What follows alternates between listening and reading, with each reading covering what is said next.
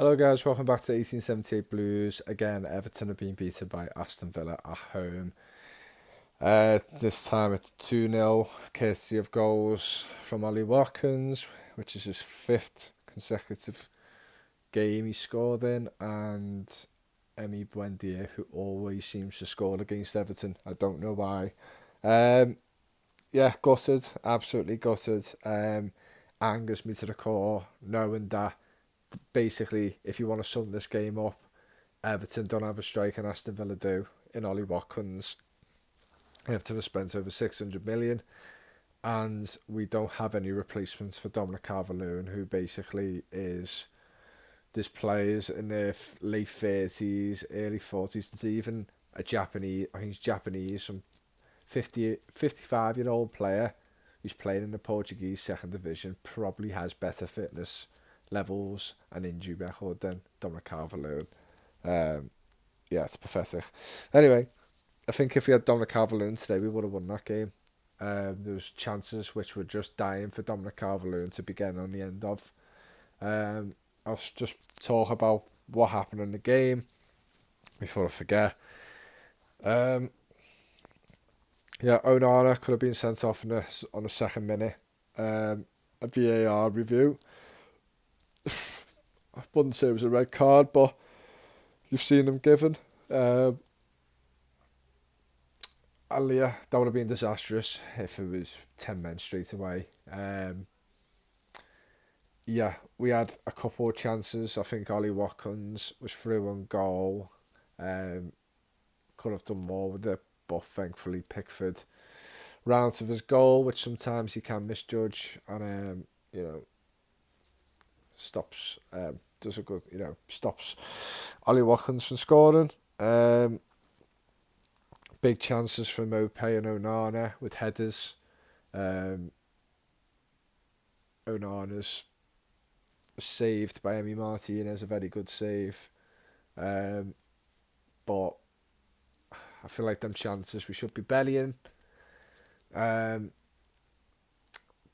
yeah, it's hard for Mope because most likely is short of confidence in front of goal. I think now it's his 17th consecutive game without a goal, which is his, the longest he's ever waited to score a goal in English football since he's arrived. So, yeah, confidence is definitely hitting him hard, but he isn't a great finisher anyway. But to me, if you're a Premier League footballer, I don't know how some of these footballers who play for us don't know how to finish. I know it's the hardest thing to do in football, but some of these chances they miss I just think you could be doing a lot better. You're probably better them in the Championship or League One. I don't know why you can't do it in this league, but yeah. And yeah, basically crosses from McNeil and Iwobi. Not many chances after that. Just kind of a bit of a cagey affair. Going to half time, we're the better team, and we're hoping to just carry on with that. Yeah, again, chances and chances. So similar to the first half to me, just a few more chances for us. But then just gonna get fouls. McGinn in the box, VAR review. Seems to have got a tiptoe of the ball. I mean, to me, if you've got anything of the ball, it's not a foul. But I can't remember if he caught the man first.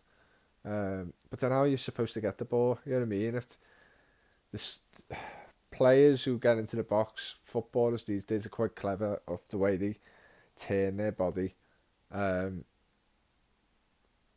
Must be hard to be a defender, even trying to pull a tackle in, because it's just a movement to the players these days where they kind of create the foul for themselves. But yeah, penalty anyway, and Ollie Watkins dispatches it straight down the middle, 1-0 up, and you just think to yourself, well, I predicted 2-1, but when you're 1-0 down, I think we would have won 2-1 if we was 1-0 up, I think 1-0 down, you're always, with the slowness of the defenders we have at the back, the pace, the slow pace we have at the back, counter attacks with, they've got Bailey, they've got other type of players who are quite fast on the ball.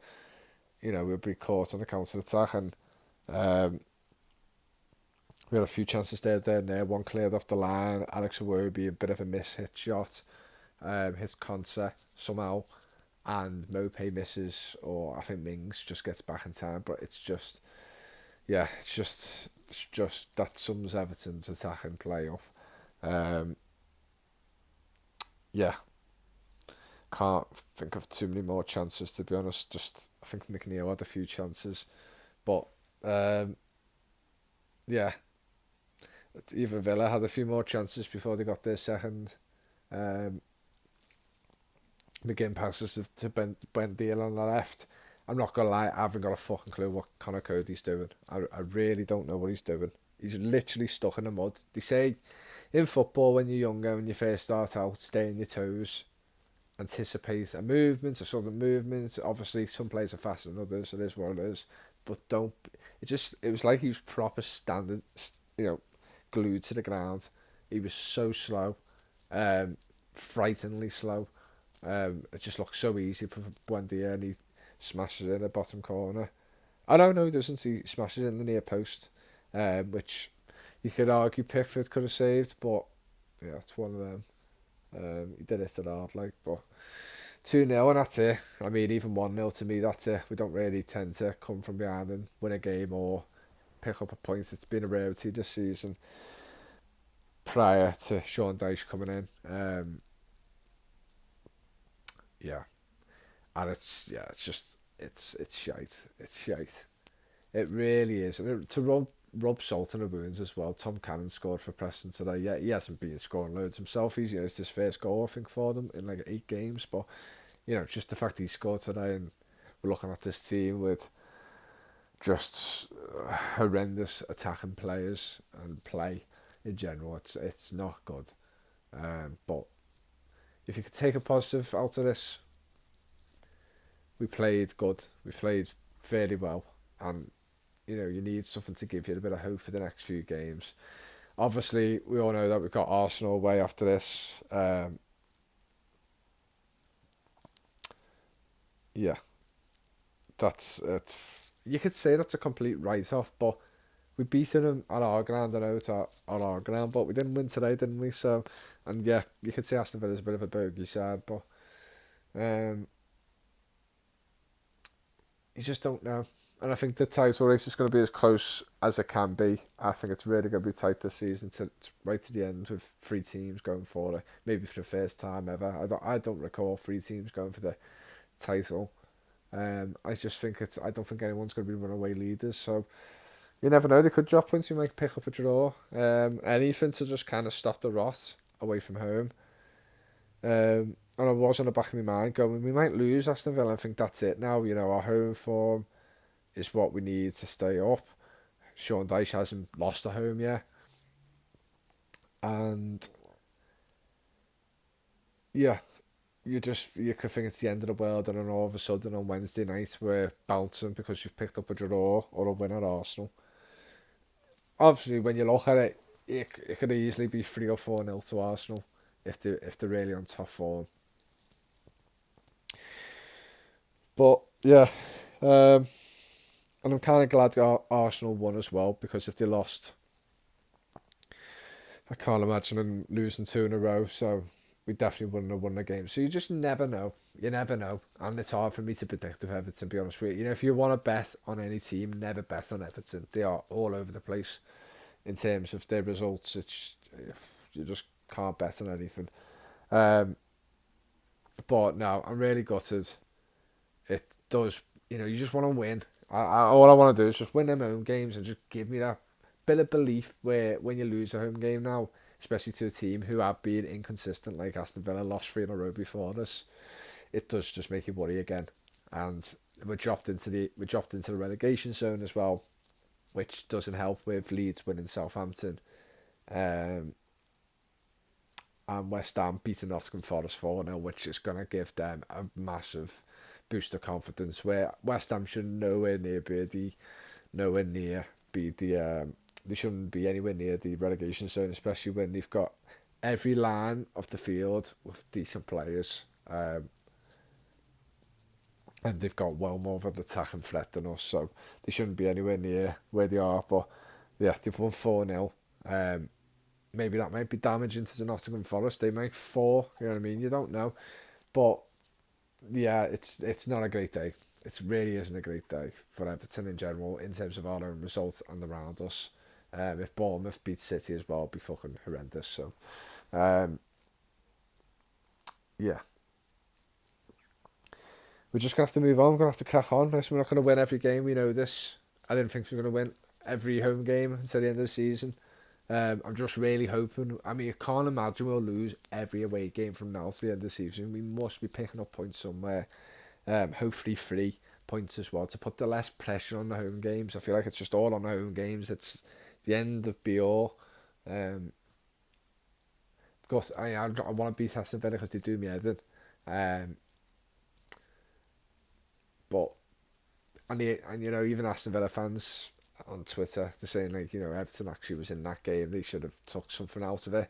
It just makes it more annoying knowing that we haven't got a striker really, or a centre attacking mid, which I keep saying I still think is our most important. Even though we're bad at finishing and some of the chances we should be finishing off anyway, and yes, a centre attacking mid would be providing these players, these attackers we've got with these chances as well. But I just think it's just a different type of threat, and we haven't got that at all. It's kind of just whip it in with the wingers, maybe a long ball from a defender, and that's it. And just hoping for a mistake somewhere or a loose ball for our players to catch on. But yeah, it's hard to just be like, yeah, decent display, but we got beat where because it's the situation we're in. I don't think you help yourself as well, especially in this situation. It does anger me a bit with this. It's just going okay, giving away the penalty. It's why would you give the referee or just take a risk like that, knowing the position we're in, knowing that we really can't afford any mistakes and to go 1-0 down. If they score the goal, they score the goal. If defensive error, defensive error. If you're taking a risk in a box, then it's a half and half chance Villa's going to score. Then it's a much higher chance than any other situation in the game, a penalty. You know what I mean? So it's you're shooting yourself in the foot, and you're making more work for yourselves. And I think we should stay the game as long as possible, and just not do anything stupid. But he has, and we've went 1-0 down, and that's it for Everton. And it just annoys me because he should know himself that we haven't got the players to turn around games like this. We need to be staying in the game as long as possible. Hopefully, picking a goal out, getting a goal out of nowhere, like Seamus Coleman against Leeds, you know, Tarkowski against Arsenal. Just staying in the game as long as possible. If it draws nil, you know, if we drew 0-0, it is what it is. At least we got a point. Though you got to think every point matters. And I think even if some people agree or disagree with the penalty decision, it's just stupid taking a risk like that. It really is. But we can't do anything about it now. We can't. And hopefully we can go into the Arsenal game with some sort of fight, and hopefully Dice can install this with the players that stop being afraid when you're away from home, stop being intimidated by crowds, should motivate you, should push you on, should make you want to give an upset to the team, do an upset in the game. You know, you're the underdog, so it should really motivate you to get something. You never know, we can. So I'm just gonna have to see, but I'm pissed off. It's not affecting me as much because I've got a Saturday night off and I might go out. So I might get pissed and just try and forget what's just happened. But yeah, anyway, I'll see you all soon. Thank you.